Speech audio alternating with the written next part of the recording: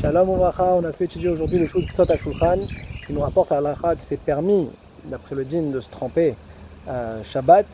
Simplement, étant donné qu'il y a un risque d'arriver à des Chilul Shabbat, comme par exemple d'essorer les cheveux ou bien de porter l'eau Arba Amot dans un domaine carmélite par exemple, alors le minhag s'est répandu d'interdire de se laver tout le corps, même à l'eau froide. Et il nous dit qu'il faut néanmoins distinguer, est-ce que la baignade qui va être faite, elle est les Shem Ta'anoug pour se rafraîchir, par plaisir, ou bien est-ce que c'est un mikvé et que c'est les Shem Ta'ara, que là dans ce cas-là ce ne serait pas interdit. Alors la question qu'on peut se poser, quelle différence entre la fonction de mon bain par rapport au Isurim de Shabbat? A priori il ne devrait pas avoir de différence. Sur ça il répond que quand c'est un mikvé, alors déjà il est dans une pièce, il n'y a pas le risque de venir et de porter. Et par rapport au fait d'essorer, ça on peut facilement faire attention et donc ça justifierait que ce soit possible. Il a rapporté ensuite le minhag des femmes que c'est seulement si c'est Dvila Bismana Mitzvah que les femmes vont au mikvé pendant Shabbat.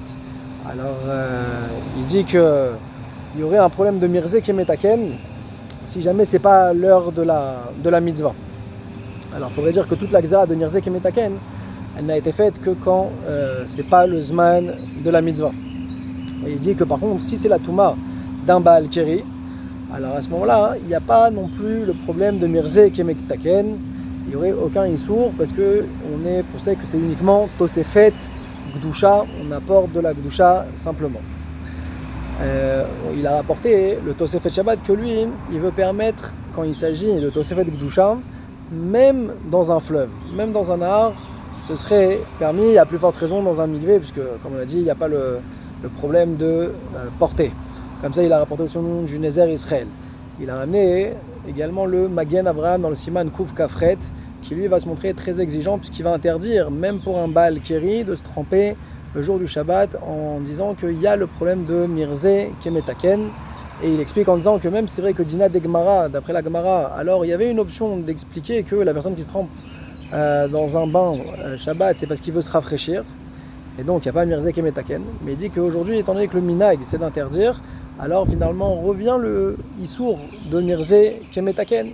Et donc ça sera interdit pour le Magen Avraham. Mais il rapporte le Shoot Ktsot HaShulchan que, étant donné que le minhag des Talmidei Chachamim, aujourd'hui c'est de se tremper pour la Tosefet Gdusha, alors il n'y a aucun problème, d'après la Halacha, il n'y a pas le problème de Mirze Kemetaken. Et même d'après le Gaon de Vina, le Tosefet Gdusha, eux aussi ils faisaient attention à ça. On a vu la Halacha du Maharil, qui lui vient et louange les femmes qui ne se trempent que lorsque c'est leur soir de mikvé, mais que si jamais c'était pas leur soir, elles n'allaient pas au mikvé, par rapport au fait qu'il y a un chachash de venir et d'essorer les cheveux.